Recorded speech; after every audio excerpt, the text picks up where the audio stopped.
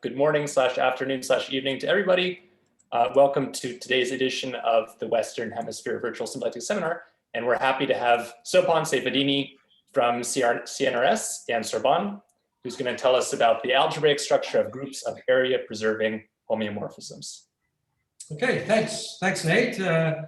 It's a great pleasure for me to be speaking at the Western Hemisphere Virtual Symplectic Seminar. And I thank the organizers for their invitation. Very happy to be giving this talk. So everything I present to you today is based on joint work with my collaborators, Dan Cristofaro Gardner, Vincent Millier. Sorry, there was an interruption. Vincent Millier, sorry, Shokyu Mack, and Ivan Smith. I'm sorry, there was an interruption at the door. I should have locked it. Okay, so I'm going to begin my talk by telling you a little bit about a question of Albert Fathi that kind of motivates the whole story here. And so let sigma be a compact surface equipped with an area form omega. Now I allow the possibility of my surface having non-empty boundaries. So it could be closed, or it could be, for example, the disk. I denote by ham of sigma the group of Hamiltonian diffeomorphisms of the surface. And I impose the condition here that the Hamiltonians vanish near the boundary of the surface. So in particular, all my diffeomorphisms, Hamiltonian diffeomorphisms, coincide with the identity near the boundary, if there is a boundary. Now, here is a definition which is kind of extremely important for our talk today. I say an area-preserving homeomorphism phi is a Hamiltonian homeomorphism if I can write it as the uniform limit of a sequence of Hamiltonian diffeomorphisms. Okay? And then I define ham bar to be the set consisting of those Hamiltonian homeomorphisms which coincide with the identity near the boundary of the surface. Okay, so the notation, this bar in the notation is meant to signify the fact that Hamiltonian diffeomorphisms sit densely inside here. We're just taking the closure inside those homeomorphisms which coincide with the identity near the boundary. So this is actually quite a familiar object, at least in certain cases. For example, if you take the disk, it's just a set of the group of area-preserving homeomorphisms of the disk. If you take the sphere, this is just area and orientation-preserving homeomorphisms of the sphere. And more generally, for other surfaces, it has a nice and easy description as well, which I'll get to in a couple of slides. Right? And it always forms a normal subgroup of the larger group of all area-preserving homeomorphisms of the surface. Now, this brings us to Fathi's question. So this is a question from mid to late 70s, and Fathi posed this question while working on his PhD thesis, actually here in Paris at Orsay. And he asked, is this group, so the group of Hamiltonian homeomorphisms of a surface, simple or not? Does it have a proper normal subgroup? Okay. And that's the question that we want to address today, and we're going to see an answer to this question in my talk today. Okay. So I think it's a simple question, but if there are any questions about the question, I'll be happy to answer. Maybe in case you're a remark about why you're assuming things, what the reason behind assuming things are identity near the boundary, in case you're thinking about that. Well, as far as the simplicity question is concerned, the guys that vanish near the boundary form a proper normal subgroup of all Hamiltonian homeomorphisms, the larger group of Hamiltonian homeomorphisms. So from the point of view of the simplicity question, the question is not interesting without this assumption.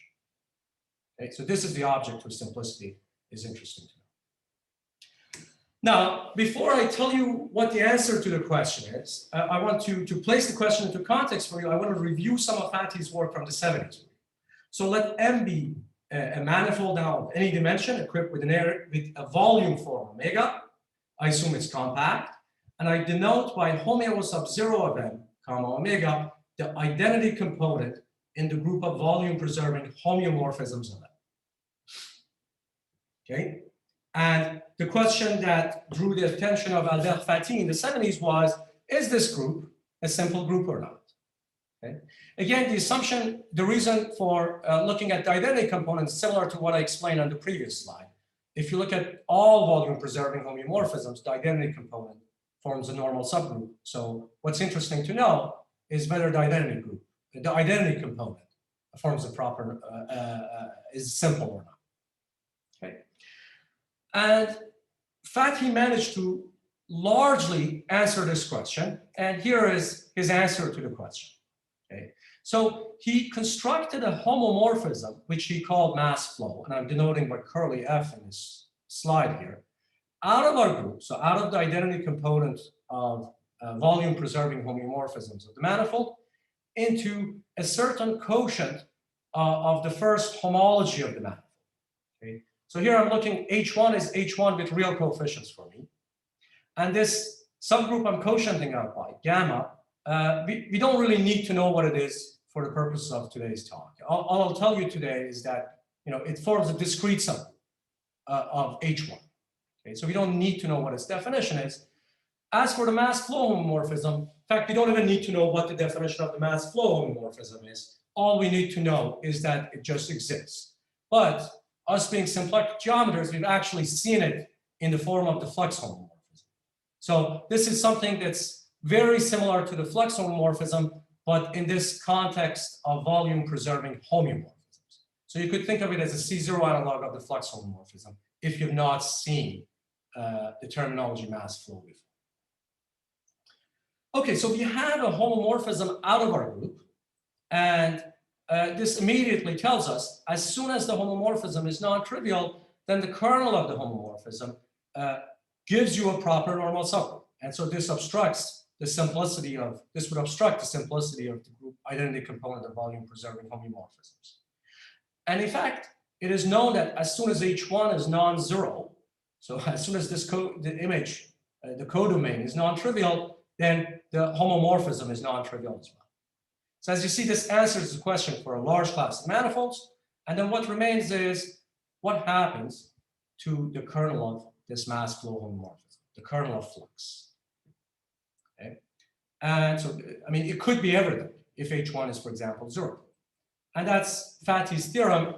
In fact, he proved the kernel of mass flow. So things homeomorphisms with vanishing flux or vanishing mass flow form a simple subgroup if the dimension of the manifold is at least 3. Okay. Now, as you could see, this completely settles the question in dimensions greater than or equal to 2. So, for example, if you take your manifold to be the n-sphere or the n-dimensional disk in dimensions for n greater than or equal to 3, then this tells you that the group of volume preserving homeomorphisms is simple because the kernel is everything. Okay. And I think I'm looking if there are questions in the chat. Always. Yeah, that was just a link to your notes, and you don't have to monitor that. I'll give you a heads up if there are questions. Thanks so much. I would appreciate it if you could monitor the chat for me, because I kind of forget to monitor the chat. Thanks so much. Yeah, will do. Okay, so we see Fathy's question, Fathy's work from the 70s largely answers this question, and it's clear what remains open. It's the case of surfaces. And more specifically, what about the kernel of this mass flow homomorphism in dimension 2? Okay, that's the only thing that remains open. And in fact, this brings us to my first slide on Hamiltonian homeomorphisms. So what's responsible for the case of surfaces being different than the case of volume preserving homeomorphisms in higher dimensions is the fact that on surfaces, the kernel of this mass flow homomorphism is precisely the group of Hamiltonian homeomorphisms of the surface. Okay.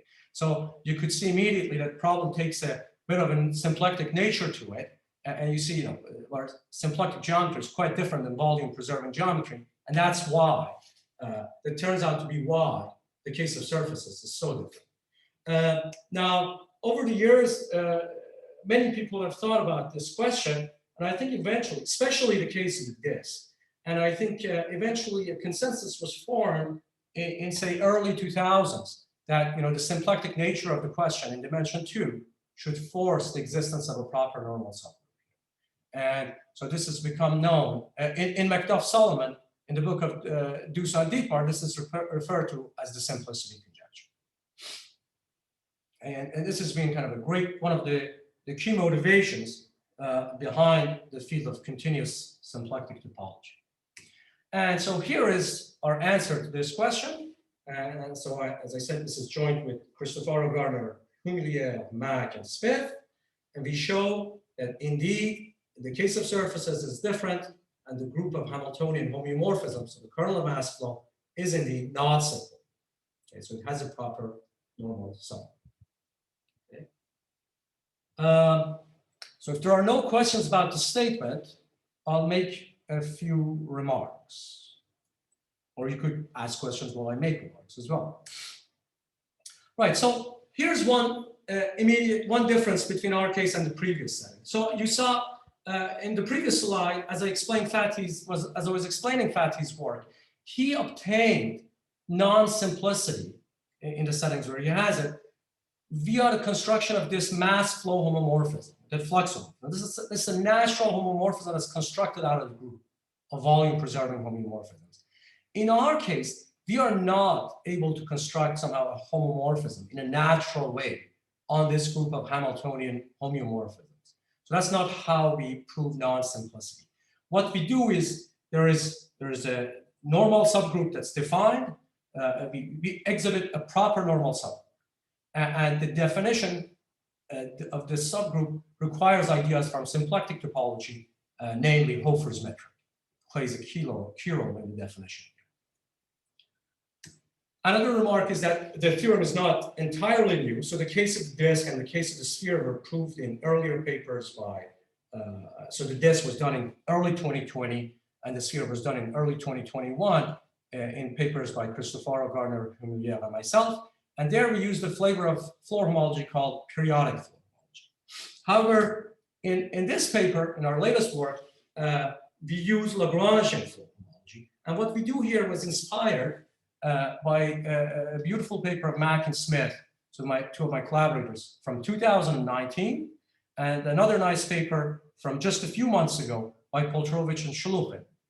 This Poltrovich-Shulukhin paper appeared just shortly after our S2 paper, and it used the methods of Mack and Smith to give a new proof of non-simplicity for the disk and the sphere.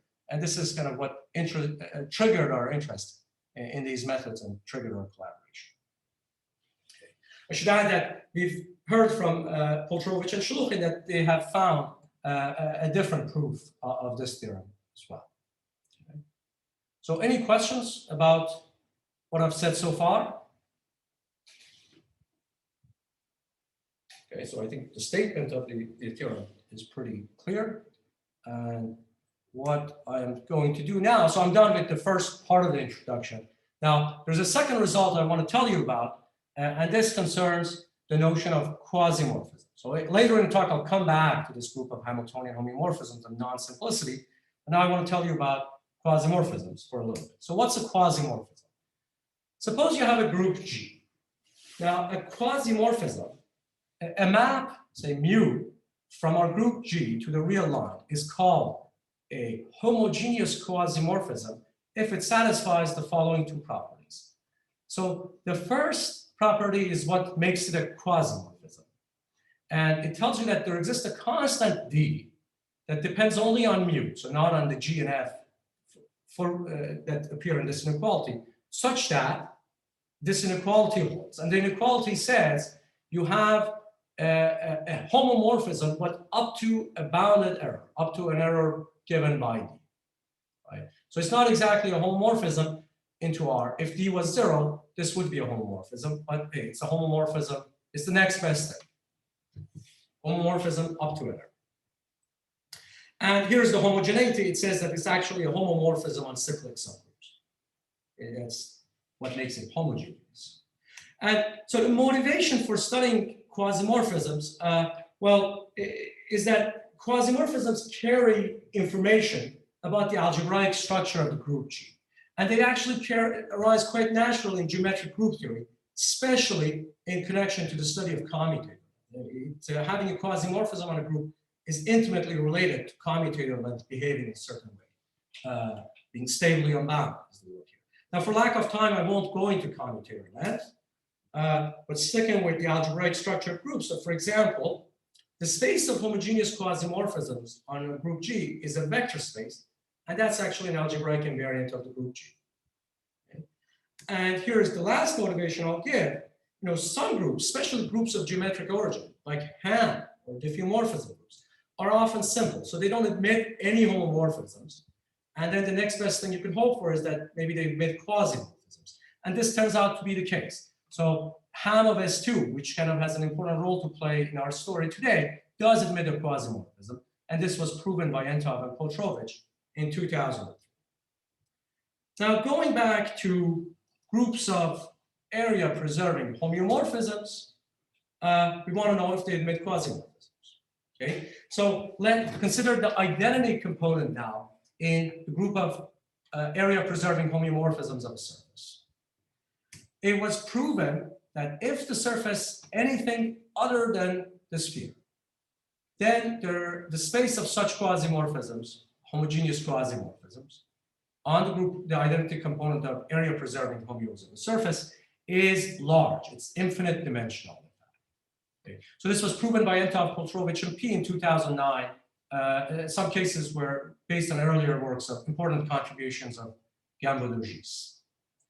Okay, so clearly there is one case that remains open. That's the case of the two-sphere.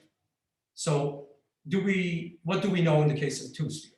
In fact, it turns out it's an open question whether there exists a single homogeneous quasimorphism on area-preserving homeomorphisms of the sphere. And what we managed to prove with our methods is that, in fact, the statement that holds for all surfaces is true for the two-sphere as well. So the space of homogeneous quasimorphisms on the two-sphere is also infinite dimensional on area-preserving homeomorphisms of the two-sphere. In case you're wondering what's the connection here, I used a slightly different notation here between this slide and the previous part of the talk. This homeo 0 of S2 omega is exactly Hamiltonian homeomorphisms of the sphere. Okay. So this is why we have methods for studying Hamiltonian homeomorphism. That's why we could say things about Hamiltonian homeomorphism of the sphere. Area-preserving homeomorphism of the sphere, because they're exactly Hamiltonian homomorphisms. Now, this theorem has a few consequences. So, for example, we know commutator length is unbounded on the sphere now, area-preserving homomorphism of the sphere. And to contrast this, you could ask the same question for the case where you're just looking at homeos of the sphere without the area-preserving condition. In that case, it's known that commutator length is bounded and there are no quasimorphisms. So this is kind of a conservative phenomenon. Along with, we also managed to answer another question of a question of Entov, Poltrovich, and P from 2009 from the same paper. They asked, do we know of any quasimorphisms on Ham of S2, which are simultaneously continuous in the C0 topology and are Lipschitz with respect to Hofer's metric? So for lack of time, I won't go into the motivations behind this question, but clearly they were motivated by questions from C0 symplectic geometry and Hofer geometry. Now it turns out, so this is kind of a well-known problem in the field. So for example, it appears as problem 23 on the Macduff-Solomon list of open problems. And it turns out that if you take our quasimorphisms, so the ones we produce in this theorem, restrict them to Ham, then they'll have exactly these properties. So you get an answer to this question as well. So the last thing I'll say about quasimorphisms is, one could ask the same question for all Hamiltonian homeomorphisms in any dimension. So very little actually is known. It's known that the symplectic ball admits many. This was proven by Entov, Poltrovich, P again in that same paper. And a recent breakthrough, so other than the case of the two-sphere, the only closed manifolds for which we know of existence of quasimorphisms on Hamiltonian homeomorphisms is a result due to Yusuke Kawamoto for the quadrics. Now, this brings me to the end of the introduction. If there are no questions about quasimorphisms or Hamiltonian homeomorphisms, I'll go on now to talk a little bit about the proofs. Okay. So what I'm going to do now is Why is this stuck? Okay, so for the rest of the talk, I'm going to focus on non-simplicity of Hamiltonian homeomorphisms. And in fact, you'll see I'll focus on a very specific case. I said there is a proper normal subgroup, and now I'll give you its definition. Okay, so these are called homeomorphisms. And to define them for you, I need to tell you what Hofer's norm is. Recall the definition of Hofer's norm. So take a Hamiltonian, a smooth time-dependent Hamiltonian on our surface sigma. I assume my Hamiltonians are compactly supported in the interior of the surface. Okay. Now, the Hofer norm of a Hamiltonian is defined via the following quantity. I look at, fix a time t, and for that time t, look at the maximum of the Hamiltonian minus its minimum. So the oscillation of the Hamiltonian at that time t. And then take the average of this quantity over time. And so you get an L1 infinity quantity. That's the reason behind this notation. Now, Owen Muller in the mid-2000s, or maybe early 2000s, had the idea of constructing a normal subgroup of Hamiltonian homeomorphisms using Hofer's norm. Okay? So they call their group Hameo. So if you notice, there's an A here. It looks awfully like area-preserving homeomorphisms, but there's an A, so it's homeomorphisms of the surface. Now, here's the definition of what a homeomorphism is. Take an area-preserving homeomorphism phi. I say it is a homeomorphism if I can find a sequence of smooth Hamiltonians, HI, and then a C0 Hamiltonian H, such that the following two properties hold. I require that the time one maps of the smooth Hamiltonian, so the associated sequence of Hamiltonian diffeomorphisms, converge uniformly, or in C0 topology to phi. Okay. So that's kind of a trivial condition. Any Hamiltonian homeomorphism can be written in this way. So what makes this definition non-trivial and interesting is this second condition. We require that these Hamiltonians HI converge in Hofer's norm to H, the C0 Hamiltonian. Okay? So what we're doing in essence is we're looking at C0 limits of sequences of Hamiltonian diffeomorphisms, which are Cauchy in Hofer's metric. Okay? And this is what makes the definition non-trivial. Okay? And to imitate the notation from the smooth setting, just to emphasize the fact that now we have somehow a continuous Hamiltonian associated to this homeomorphism, I'll write phi equals phi 1h. Okay, so just to emphasize, imitate the notation from the smooth setting. Now, as I said, this forms a normal subgroup of the group of Hamiltonian homeomorphisms. Showing it's a subgroup and that it's a normal subgroup is not very difficult. It's kind of straightforward. What is hard to show is proving properness, proving that this is not everything. Maybe to give you a sense of why properness is hard is, you could try to write down your favorite proper normal subgroup, and then oftentimes what you could come up with, you end up seeing that it's actually everything.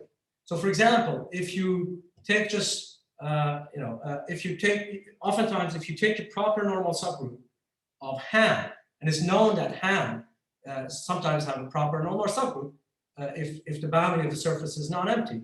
You might get the idea that I'll take the C0 closure. That's a good idea, but you end up getting everything. Problem is that every normal subgroup you look at, it actually turns out to be C0 dense, so it gives you everything. What makes these guys proper is this condition about Hofer's norm. And so our goal is, or my goal for today's talk is explain this properness in the specific case where the surface has non-empty boundary.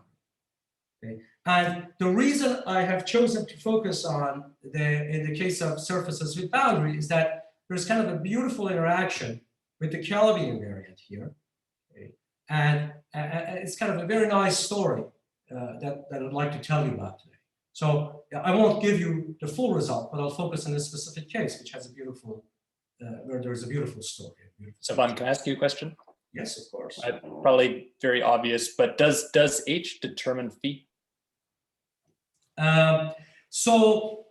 No, that's actually a great question. We're going to see this poses a problem for us. Okay, H does not determine time one map in the same way that H wouldn't determine it in the smooth setting. And you could have a smooth Hamiltonian diffeomorphism, which can be then written as a time one maps of several Hamiltonians. Okay, now some different Hamiltonians. Now, in the smooth setting, what is true is that H determines the flow. Right. Yeah, that's the part I'm asking about. Right. So here I haven't associated a flow. I'm just talking about time one maps. But I think then your question could be, I think what you're saying is that I modify this definition, and actually that's the original definition of Owen Muller. Instead of requiring time one maps converge, they require the flows to converge. And then you could say, okay, then does H determine the flow? The answer is yes, but it's non-trivial. It's not obvious. Okay. So this was proven depending on what, this was proven by Bohovsky and myself and Viterbo. Viterbo first proved it in the case where you put, say, zero limit here. You proved it in the case where you put one infinite limit here. It's not obvious at all. Okay, that's a great question. Thanks. Thanks, Nate. Thanks. But we're going to see the fact that 1,5 could be written as the time one maps of several Hamiltonians poses a huge problem for us down the road that we'll have to address. Okay, so what is the Calabi invariant that I'm so excited to tell you about? Suppose the surface has not empty boundary, otherwise the Calabi invariant doesn't exist. So the Calabi invariant is a homomorphism from the group of Hamiltonian diffeomorphisms of the surface to the real line. And its definition is as follows. It's quite simple. Take a Hamiltonian diffeomorphism. I can write it as the time one map of some Hamiltonian, which is compactly supported in the interior of the surface. Okay, so it vanishes near the boundary. And then I just define the Calabi invariant via this quantity. It's the average of the Hamiltonian over the surface, with respect to time and space. So first I take average over the surface, and then I take average over time. So it's just an average. A very, very simple definition. Now, here's a nice fact. It's kind of a minor miracle, maybe, that Calabi is well defined. It doesn't depend on the choice of the Hamiltonian. This is related to Nate's question. Now, for the same Hamiltonian diffeomorphism, I could have two different Hamiltonians. It turns out that they have the same average over the surface. Okay. And then you could also show that it's a homomorphism. So it respects the composition of the Hamiltonian diffeomorphism. And this part is not too difficult to show. And it's related to the Hofer's norm by the fact that the Calabi invariant of a Hamiltonian diffeomorphism is bounded by the Hofer norm of the generating, bounded above by the Hofer norm of the generating Hamiltonian. Now, here is one, naive and immediate approach one could have to proving that Ham bar, this group of Hamiltonian homeomorphisms, is not simple. Observe that Ham sits densely in here. Right? I mean, that's by definition. And then I have this Calabi homomorphism, which is then defined on a dense subset. And one thing you could try to do is, you could ask, does it extend to all Hamiltonian homeomorphisms? Can I extend it to the larger one? If yes, then we'd be in business because we'd have the homomorphism out of our group, so then it could not be simple. The kernel would give us a proper normal subgroup. Okay, and so this question was actually asked in, I think maybe only for the case of this, but I can't remember, in the initial paper of Fatih from the 70s. And it was asked by several other people too over the years, but another one is in this, it was raised also in this beautiful talk by Gis called Knots and Dynamics from his talk in 2006 ICF. And that's why, one reason they asked this question. Okay, so why does this not work? The problem is that the Calabi invariant is not C0 continuous. So you can't just extend it by taking C0 limits. And here's an example showing why it's not C0 continuous. You could take a sequence of Hamiltonians, Hn, each supported on disks of radius 1 over n, so tiny, tiny disks. And you could pick these Hamiltonians so steep so that their average over the surface is 1, okay? Then by definition, these guys all have Calabi invariant 1, but since the supports are tiny, the support is of diameter 2 over n, so they're at distance 2 over n from the identity, is C0 distance. And so they converge to the identity, but the Calabi invariants don't converge to 0. Okay. So the naive approach for extending Calabi just fails. It doesn't work for lack of C0 continuity. Okay. But not all hope is lost. It might still extend to these homeomorphisms we just defined earlier. Okay? And this is actually something that was conjectured by Fathy in the mid-2000s. And here's the reason why he conjectured this. The conjecture, it's quite easy to see. This conjecture implies the non-simplicity result you're looking for. Why? Well, Hameo, as I said, is a normal subgroup of Hamiltonian homeomorphisms. If it's proper, we're done. If it's not proper and we've extended Calabi, then we've extended Calabi to all Hamiltonian homeomorphisms, and then again we're done. Okay? So this was Fathy's reasoning behind this conjecture. And what we prove is this conjecture is actually true. We show that the Calabi invariant does admit the extension to Hamilton. Okay? So this condition of imposing the convergence of Hamiltonians in Hofer sense to something C0 helps us extend the Calabi invariant. Now, I should make a remark here. This is only for surfaces with boundary. In the paper, we actually show Hameo is always a proper normal subgroup of Ham bar. Okay, so in fact, we know that our extension of Calabi to Hameo doesn't give us the extension of Calabi to Hamiltonian homeomorphisms. Okay. Any questions? So this is a theorem I'm going to prove.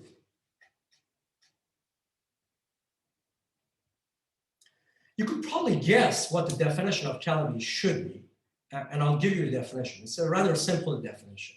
Okay. So I've recalled the definition of Hameo for you. I've begun with recalling the definition of Hameo. So remember that for these homeomorphisms, I always have some continuous Hamiltonian associated to it via this limiting process. Okay? So why don't I define the Calabi invariant on Hameo by just replicating the formula that held in the smooth setting? Yeah? So I take a homeomorphism. It has some continuous Hamiltonian obtained via this limiting process, and then I just take the average of that continuous Hamiltonian with respect to time and space. So this definition, the definition I believe is due to Owen Moore, or maybe Fathy, I'm not sure. So what's the difficult part? I mean, there's got to be something non-trivial to show. Here's the hard part, showing it's well-defined. Remember, in the smooth setting, I said this is kind of a minor miracle. The fact that we have derivatives to take, we could show that if you have two different Hamiltonians, the time-one maps of those flows give you the same diffeomorphism, then their averages coincide. Now this is no longer clear. And this is what we have to show. This is the hard part. So we have two continuous Hamiltonians. So I emphasize H and G are continuous Hamiltonians, which are associated via this limiting process to the same homeomorphism. We need to show they have the same average over the surface. Okay. That's the difficult part. Once you do this, then you have a well-defined quantity, and then you could show that it actually defines a homomorphism. And this was already done by in the 2000s. Okay, so here is how we're going to show Calabi is well-defined. So here's a roadmap, kind of an outline of the argument.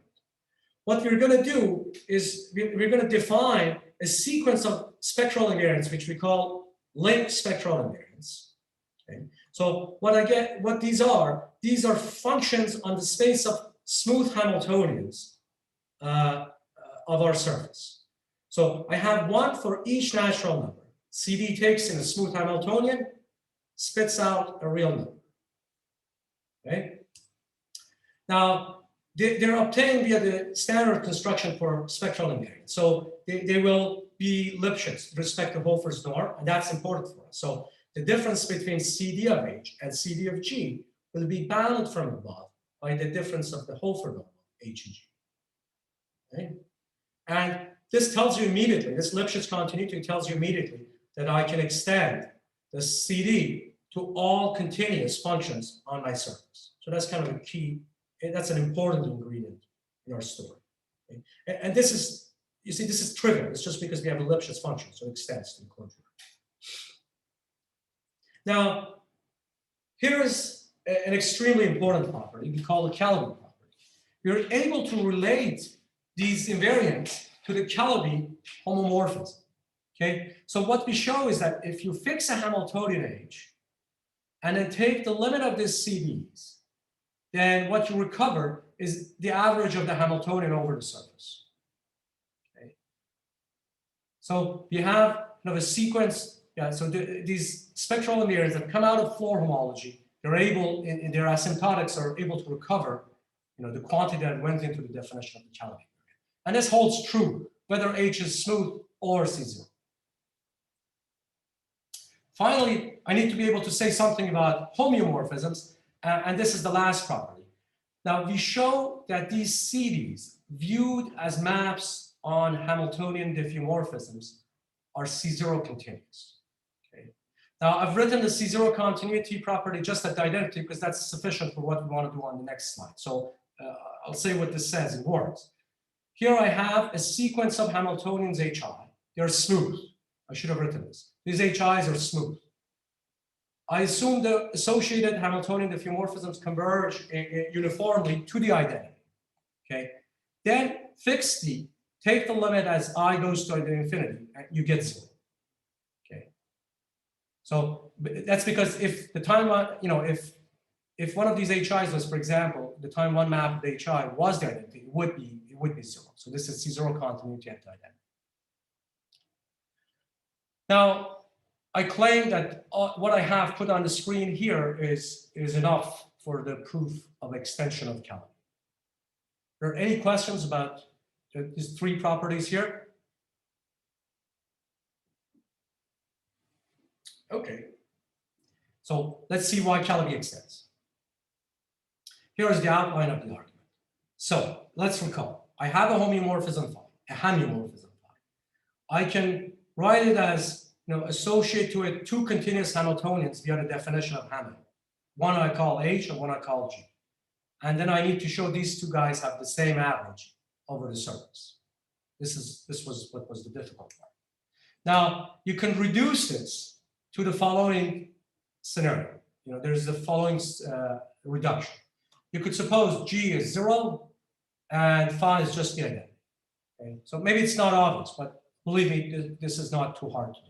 Okay, so then what I'd have to show is I have a continuous Hamiltonian associated to the identity. Right? I'll spell out what this means in the next line. And then I need to show the average of the Hamiltonian, which is C0.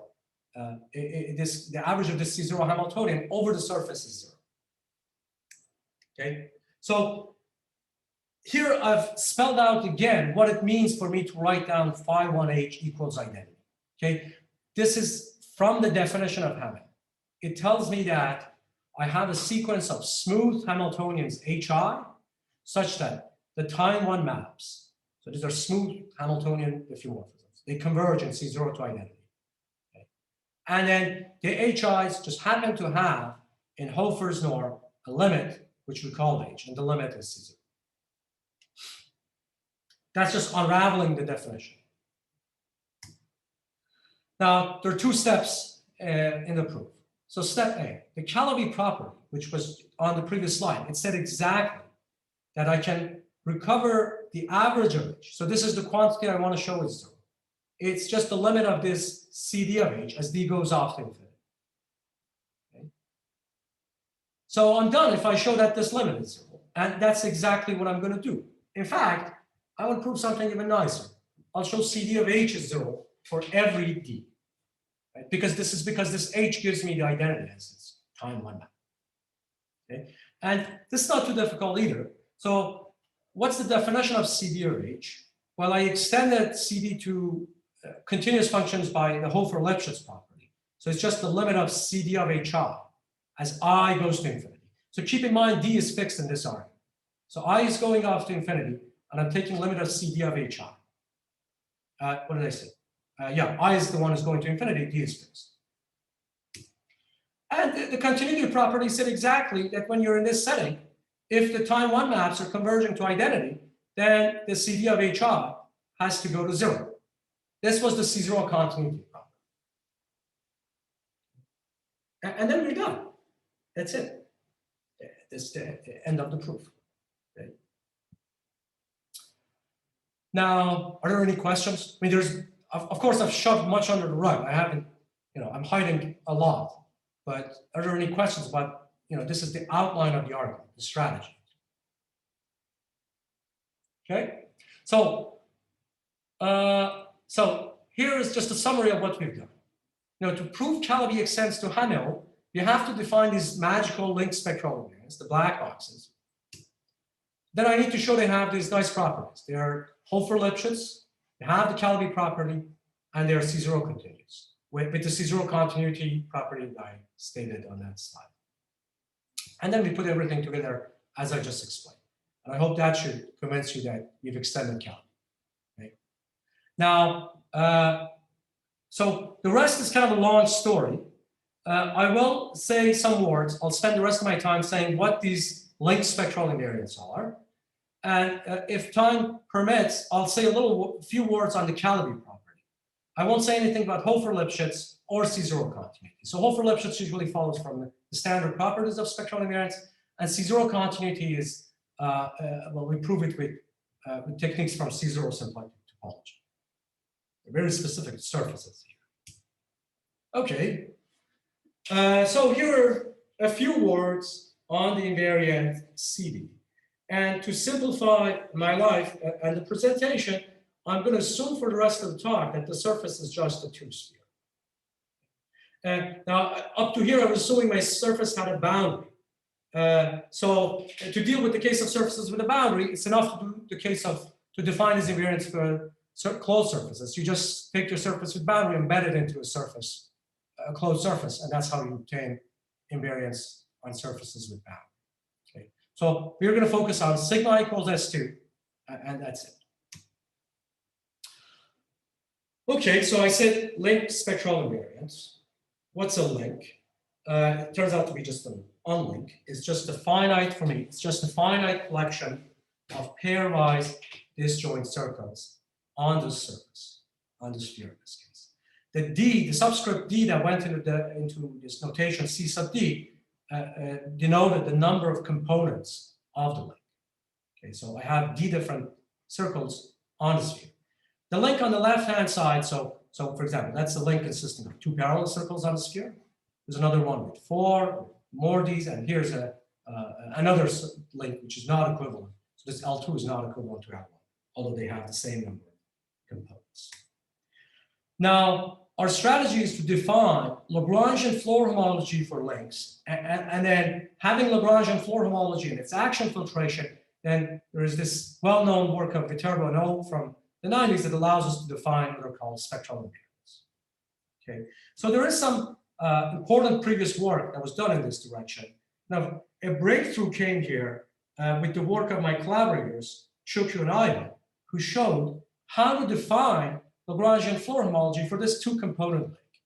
I mean, to be more accurate, I should say they work really in dimension 4. This was stabilized by multiplying by a sphere. Anyway, we'll pretend it was on the sphere. Now, another important work was that of Poltrovich-Shulukhin from last February or January. They considered this D-component link consisting of parallel circles on the sphere, and they showed how to define spectral invariants in this setting. And they showed that these had many interesting applications to C0 symplectic geometry. And now, these methods all use orbifold Lagrangian floor homology. so kind of fancy machine. Now, what we need to do for our purposes today is construct these Lagrangian floor homology and spectral invariants for more general links that don't consist of parallel circles on the sphere, and links that look more like the picture L2. Okay. Now, what we're going to do is we're actually going to use, there's going to be no orbifold Lagrangian floor homology. It's going to be just standard Lagrangian floor homology, and it's inspired by the work that's done in Heegaard floor homology. Sure. So a curious fact, maybe I'll mention now, is that these links, so this decomponent link in L1 that you see, it also appeared in our work from this January or February with Vincent and Dan in the context of periodic floor homology. We didn't define floor homology for that link, but when we were computing spectral invariants coming from periodic floor homology, this link popped up, and we had to read values on these links. So there is clearly a close relation between periodic floor homology and linked Lagrangian floor homology that needs to be discovered. Now, an important class of links, so this is a generalization of the link I had on the right on the previous slide, are what we call, for which we have to define floor homology. This is extremely important to us for extending Calabi over the whole story. It's what we call equidistributed links. I won't write down the precise definition. I've drawn the picture for you, and I think the picture speaks quite well for itself, and I'll just describe it. So here I have a link consisting of D circles of equal area on the sphere. The circles all have area 1 over D plus 1. Okay. So consequently, the complement, which I've colored in turquoise here, has area 1 over D plus 1 as well. Moreover, as you can see, I've drawn really nice and round, tiny circles. So I want my circles to be small in the Riemannian sense. That's important for the Calabi problem. Okay, so you could just think of taking one circle on the sphere and then rotating it by rotation of the sphere. And you get, if it has area 1 over D plus 1, you could have D at most D of it.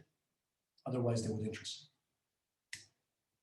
Now, what we're going to do is build a Lagrangian, a monotone Lagrangian from this link, monotone Lagrangian torus in CPD. Okay, and then we're going to do floor homology for this Lagrangian, and the CDs are just going to be the Lagrangian spectral invariants that you get once you do this. Okay, so here is how the construction of floor homology is carried out. Well, first I got to tell you what the Lagrangian is. Okay, so please keep the picture, this picture in your mind. This is the link I'm talking about in this slide. Okay, now take the default product of the components of the link. This gives me a Lagrangian torus in the default product of the surface crypt with its symplectic form. Now, the permutation group of the elements, SD, acts on the default product. And this is a symplectic action. It just permutes the coordinates, the components of any entry in sigma to the D. And what we want to do is form the quotient. Okay, so that's what's called sim D of sigma, the default symmetric product of the surface sigma, in this case, the sphere. Okay. So we form the quotient. This is, a priori, this is an orbital, because the action is not a free action. So there's isotropy, and this is what you get is an orbital with a singular locus along what's called the big diagonal, delta, so where two of the coordinates coincide. Okay. Now, I say it's a symplectic orbifold. Well, the omega to the D descends to a symplectic, orbifold symplectic form on this default symmetric product. Now, here is what the Lagrangian is. You take that product Lagrangian, L1 times LD, and just push it down to the quotient. Okay. And this sits outside the singular locus precisely because I picked my links to have the components of the link are disjoint. So it never intersects where the locus where things go bad. And now we want to do Lagrangian floor homology for this Lagrangian torus on this symplectic orbifold. Now, as I said, we actually avoid orbifold Lagrangian floor homology, although maybe that could be done. So here's a very nice, well-known fact, is that the default symmetric product of the sphere can be identified with the help of a complex structure on the sphere, can be identified as a complex manifold with CPD. So you could give it the structure of a complex manifold, and it will be the default projective space, d-dimensional projective space. Okay. Now, I could push my orbifold form through this identification, and what I get on CPD is then a symplectic current. Okay, so I'm still referring to it as if it's a symplectic form, but it's actually what you have is a symplectic form away from the singular locus, and then along the singular locus, it's just not well defined. Now, there is a paper of Perus that shows how you could modify this orbifold form, this orbifold symplectic current, near the diagonal. Okay, so you take an arbitrary small neighborhood of the diagonal, you could modify the symplectic or the orbiform near diagonal to obtain a smooth, in fact, Kähler symplectic form, which are called omega sub p, p for Perus.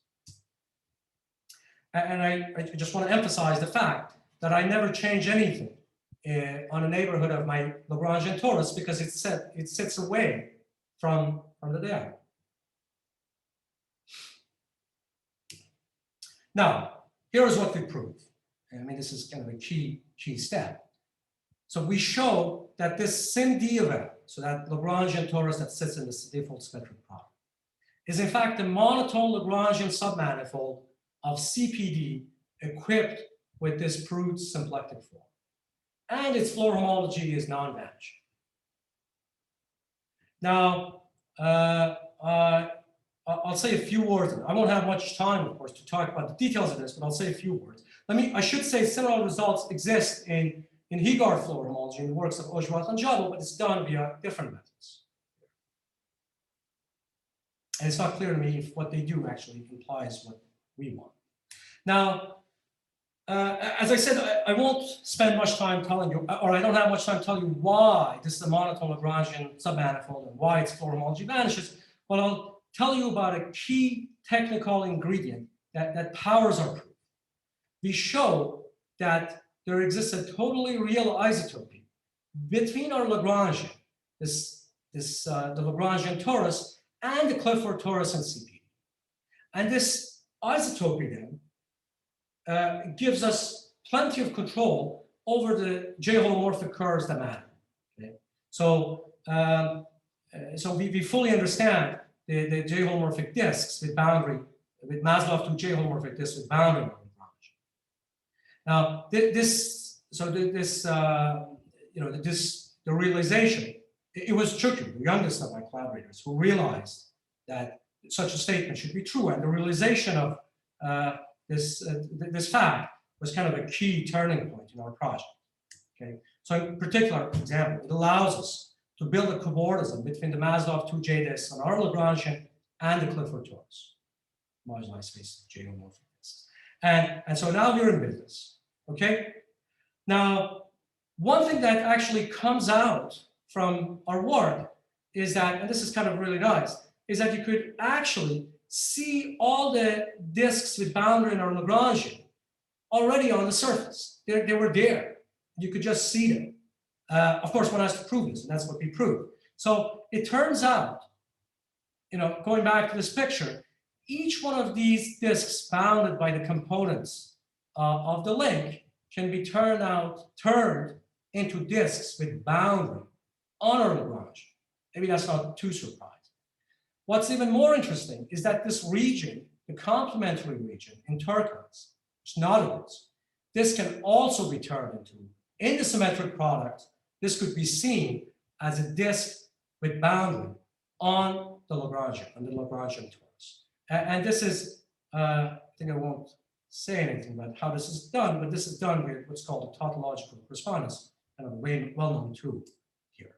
So here's the picture that just emerges from our work. So what we can show is that the relative H2 of CPD rel or Lagrangian is generated by disks corresponding to these regions you see.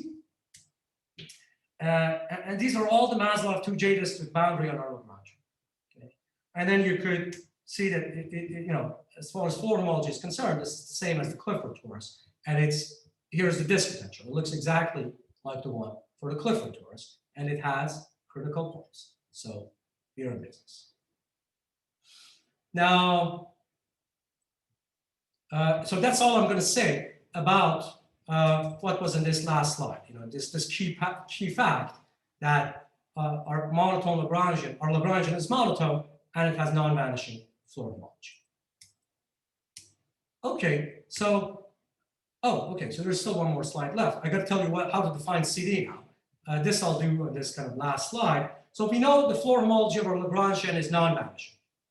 And this tells me I can define spectral invariance in the following way.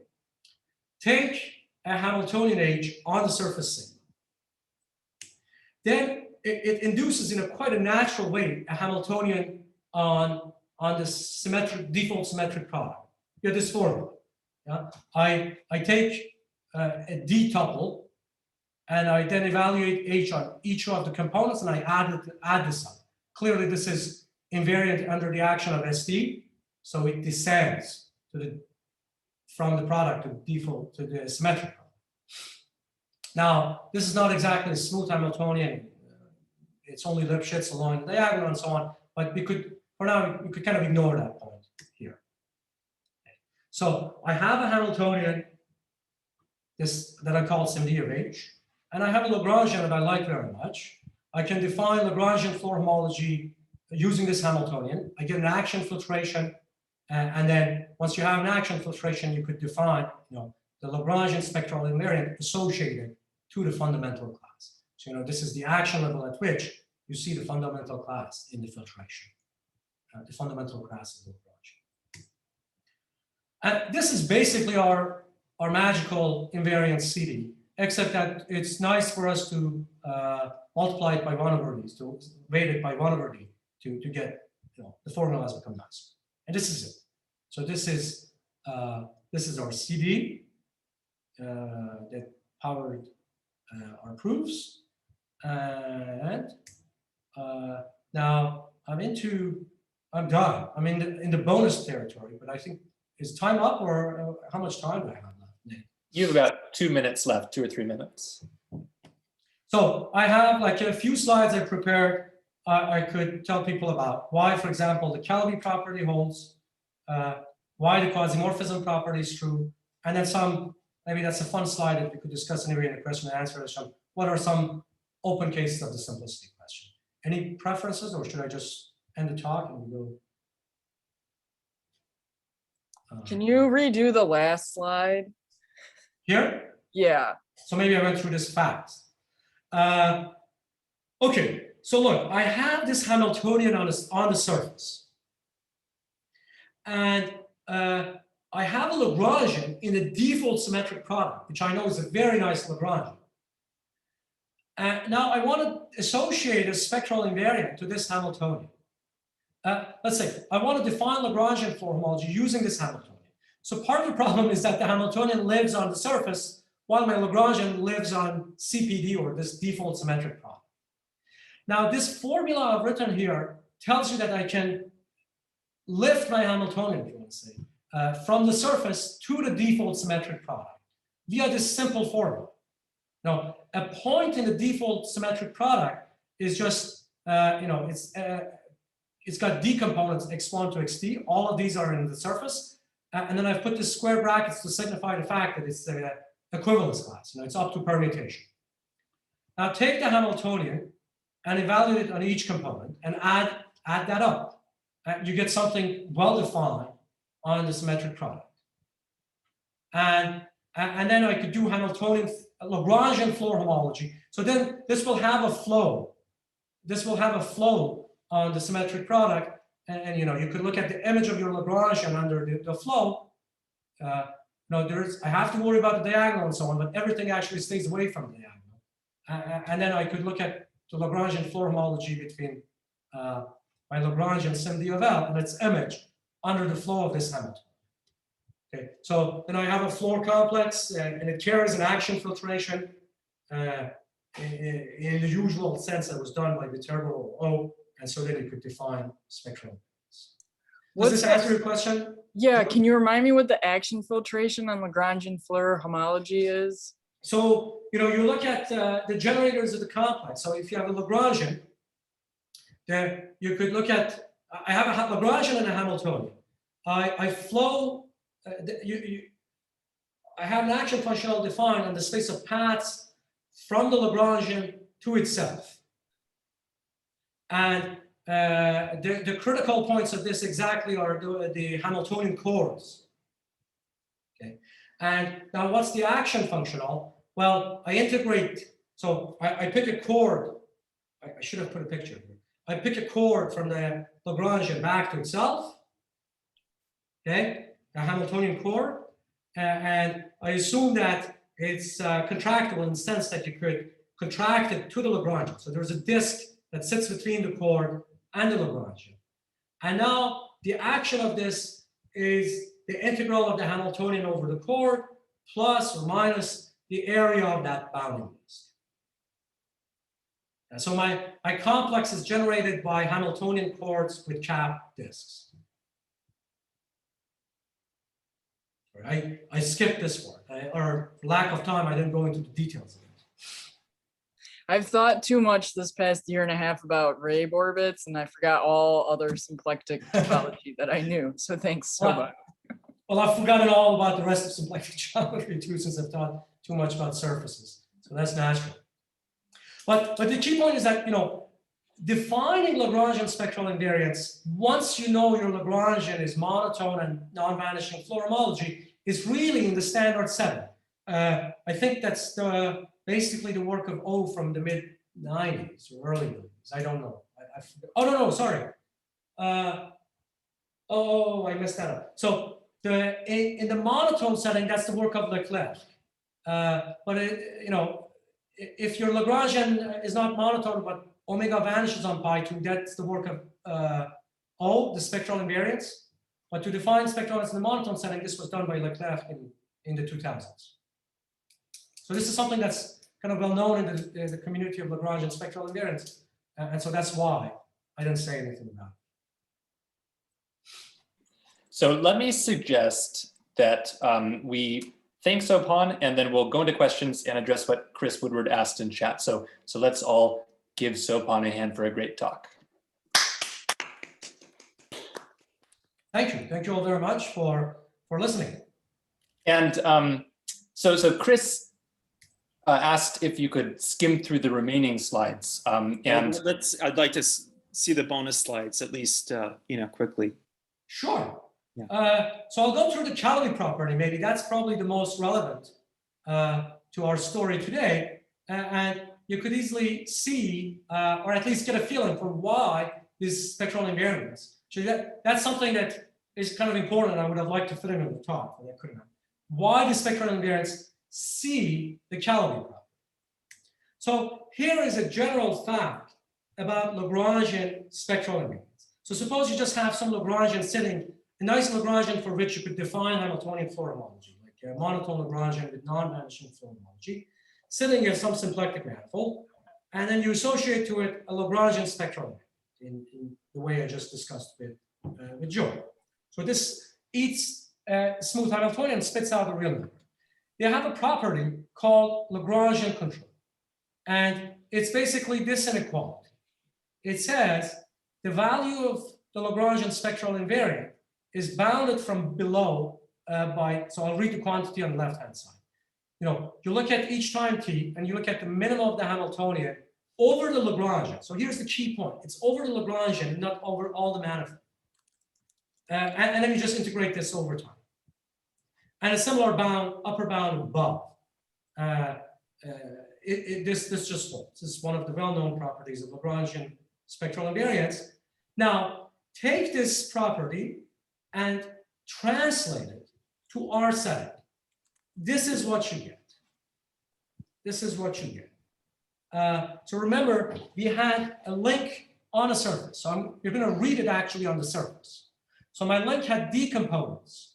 So these circles on the sphere. Then this CD of H is bounded. If you just translate this Lagrangian control property, you get this inequality for CD of H. And I'll read this out. So maybe the left-hand side. The 1 over D comes from the fact that I just divided everything by.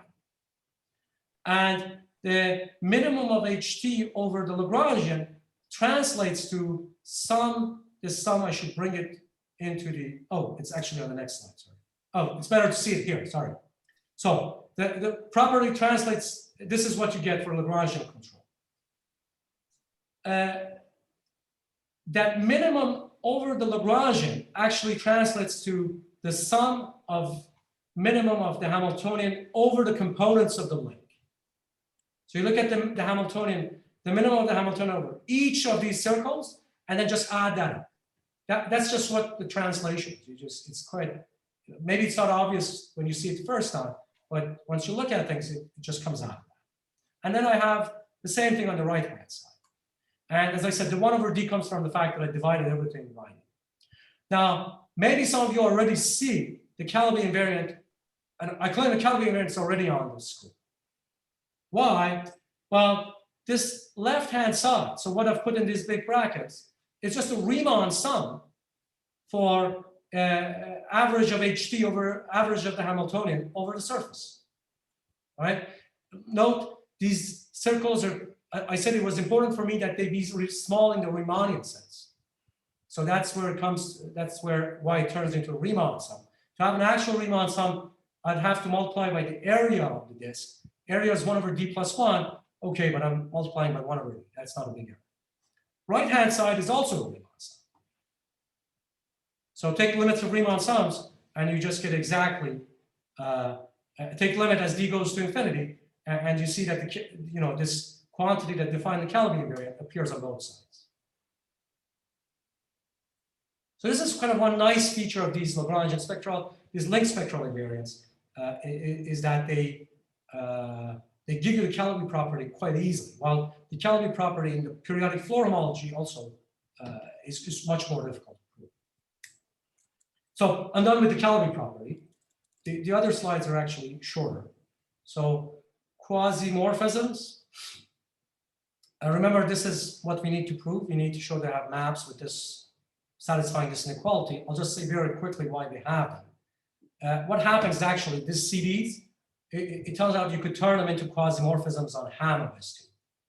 Now, and then we show that if you have infinitely many. So if I look at the difference between any two, they're continuous and extend to the closure. So I get infinitely many on Ham bar of S2. And that's what I want. Okay. And so what goes into proof that these actually give you quasimorphisms? This is where you really use the fact that you're not working on an orbital. So since I'm on CPD with a smooth symplectic form, then I have a closed open map. And this gives me an inequality between closed string spectral invariants and the spectral invariant that I'm interested in. And let me just say, I won't go into the details of this. Well, the right-hand side of it is D times CD. And Entov Poltrovich have shown the left-hand side of this inequality is a quasimorphism. It turns out that this is enough information to prove that the right-hand side is also a quasimorphism. So this implies the quasimorphism property. And if there are no questions about this, so the rest is kind of the last slide is kind of a fun slide. No hard math. Then I'll go about what remains open. No questions? Oh, right. Okay, so there are some open cases of, so this is kind of fun, open cases of the simplicity question for some classical diffeomorphism groups. So the simplicity question, I should say, it has a really long and rich history. It goes back to the 1930s, and over the years, people have shown all sorts of transformation groups are simple, or if not simple, there's a flux homomorphism. So for example, homeomorphisms of a manifold are simple. Diffeomorphisms of a manifold, infinitely differentiable diffeomorphisms of a manifold are simple. And we know the story from Baniaga's work in the symplectic set. And I went over Fatty's work too. Now, Dusa in the late 70s was also interested in these questions. Seems it was probably a very hot subject at that point. And she considered the group of diffeomorphisms of Rn which preserve volume. So no compact support here, not assuming compact support. Now, this group is not simple because you can look at the compactly supported guys, and those form a proper normal set. What Dusa showed, so simplicity has no chance of holding, but Dusa showed that this is actually a perfect group. So it coincides with its commutator subgroup. If the dimension is greater than or equal to 3, again, it's this n greater than or equal to 3 thing that appears. So, and this is a question that Dusa posed to us over the past year, 2 years or so. But what happens in the case of, ignore that point 2 for now. I won't go over these two things. What happens in the case of surfaces? So there are two cases to consider. You could assume, even in Dusa's proof, there are two cases to consider. You could assume volume is finite, so you're looking at the area form of a finite area. And then there's a nice approach, a kind of a natural approach. You could try to embed your you could build a map and have a stereographic with the inverse stereographic projections from the plane to the two-sphere, embed the problem into the sphere, where thanks to these methods, we understand stuff on the sphere very well. And then we show the answer is no. Sorry, this is yes. The answer is no. My bad. Okay, so yeah, so we did this in the paper with Dan and Vincent just a few months ago. This yes is a big no. Here's what's open, the infinite area. So just take the area preserving diffeomorphisms of the two plane. We don't know if that's a perfect group or not. And since the area is infinite, there's no way for me to put it in a compact surface to apply these techniques. Okay. So that's an interesting open question. Any questions about this? Would be nice if there were some ideas on how to handle this question. Can't you just take the symmetric product and get Cn, and I guess you don't have, I guess the quantum cohomology there is basically 0 because it's symplectic cohomology. Right. I mean, you could actually, we haven't talked much about it. You could that could be an approach, but then I mean the Lagrangian is displaced. Yeah. Okay. Okay. Any more questions for Sopan? Emphasize that this is actually for diffeomorphisms. That's so we don't even know you're not talking about homeomorphisms. This is diffeomorphisms. Actually, there's I'm done. There's another question that's open. Is maybe just focus on this one. We don't know if diff2 of S1 is simple or not. That's also another open question. Is diff infinity is known thanks to Mather and Thurston and Herman and others from the 70s. If you look at infinitely differential diffeomorphisms, that's a simple group. Diff k of it, with k finite, it's simple if k is different than dimension of n plus 1. That's Mather. What remains open is k equals dimension of n plus 1. In particular, diff2 of S1. That's an open question. And I think that's kind of a controversial, slightly controversial case. There's been several attempts, and I think it refuses to fall. I can't see how it applies symplectic geometry to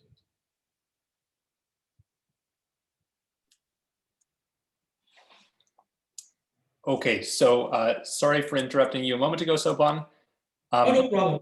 Let's end the official questions period here, and let's give Sopan one more round of applause.